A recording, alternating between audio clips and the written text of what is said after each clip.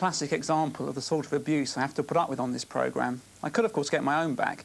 I could tell you about Amanda's legs, but you've probably seen them before, and I'm sure you don't want me to remind you about them at this point. Anyway, let's press on, because my guests in the Power Hour studio today are Tony Clarkin and Bob Catley from Magnum. Welcome, gentlemen. I think you'll find this very hard to believe, but from time to time on the show, I'm criticised for my choice of clothes, for not being heavy metal enough. And you can probably sympathise with that, because I know Magnum have been criticised for their image or lack of image in the past. Yeah, that's right. Yeah. Although we always think we look marvellous, personally. But of course you do. Yeah. How important is image, though? It's kind of more important than music, can it? It depends. I guess it is more important to certain people, but to people who play music, I think the music's the most important. But that doesn't follow through, you know. Well, we can come back and chat more in a moment. Let's now see your latest video, Lonely Night, also your current single. That's right, yeah. Now,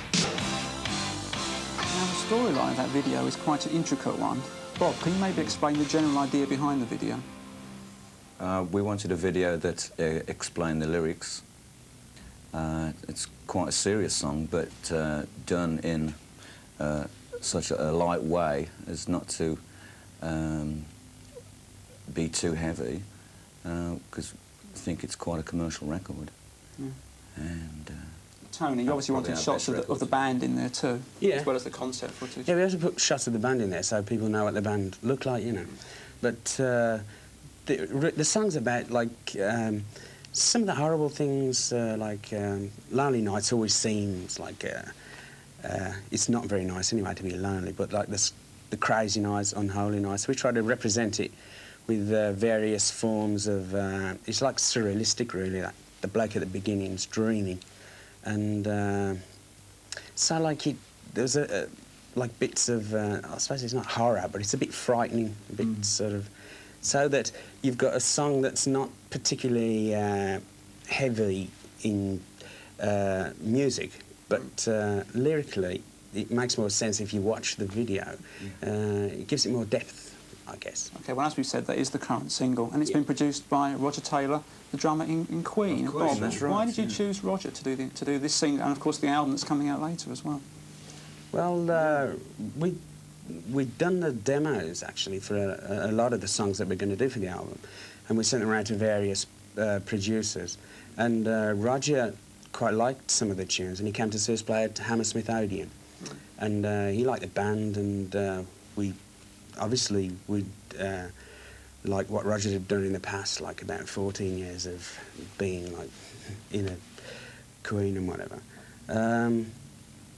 And we got a meeting together, and it sort of really gelled everything. We hit it off straight away with him. And then you went to Switzerland, to Montreux, I think, to record this album. What was that like out there, Bob? Was it good fun? It was terrible, all that sunshine. And It must have been tough for you. Very hard. Yeah. Lying on the beaches. Oh, there wasn't a beach. There was a lake. Yeah, lying in the lake. Having heard the single and bits of the album, which I said is coming out around September time to time with your next British tour, I would say that Roger Taylor has given you a more contemporary sound, a less dated approach to the music. Would you agree with that? Yes. Yeah, I hope so. I mean, that's what we were looking for. We didn't want to end up with not the same old thing. That sounds as if I didn't like the other stuff. But we wanted to progress on, which I think all bands want to do that.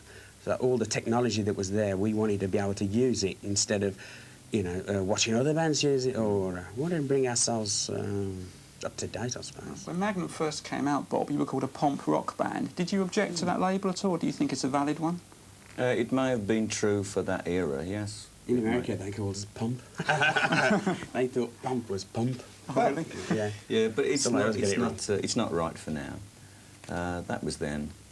We do some pump things. We do some things that are very pompous, like and pretentious, which are great. But if you do the whole show as that, then people tend to get a bit fed up with it. So, like, we try to really diversify the music. Like earlier, I was saying to you that I'd like to class the band as just music. You know, it's not a particular thing. Yeah. It's just music. But labels are always applied, aren't they? Yeah, they are, unfortunately, yes. So just go along with it. So I've mentioned you're going to be touring here in September to time with the next album, which I think is something called Vigilante. It's going to be called Vigilante, and we start the tour 23rd of September, and the album comes out the 12th of September, so it's out a couple of weeks before the tour. And before that, you're going to be playing a show in Europe, aren't you, I think? In Switzerland, in fact. Status Quo. Arbonne in Switzerland. Yeah. So you're going to be playing with Status Quo out there? Yeah. We just did a couple of gigs, in fact, with Status Quo, because we just came back. That's why we're looking so bedraggled. I see. That's the reason, is it? Yeah. Yeah. What do you mean we look great? I got that yesterday. It seems that these days everything's going very well for Magnum. You have a new record deal with Polydor. You've got the single out now, the album to come. Yet there was a time when the band were very close to breaking up, wasn't there? Yeah, that's true. Yeah, it looked like it's a couple of years ago.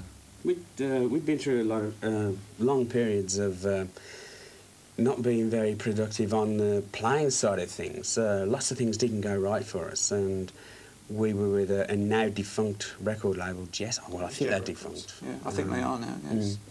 Well, I think they were probably in the process of being defunct at the time when we were with them, and consequently, there was no sort of push or direction put behind the band. But you've managed to hold yourselves together. All your gigs are very well attended, I know, and we look forward to seeing you come September. Great. Oh, yeah. Thanks for joining us today. Thank you. you. Thanks, Dan.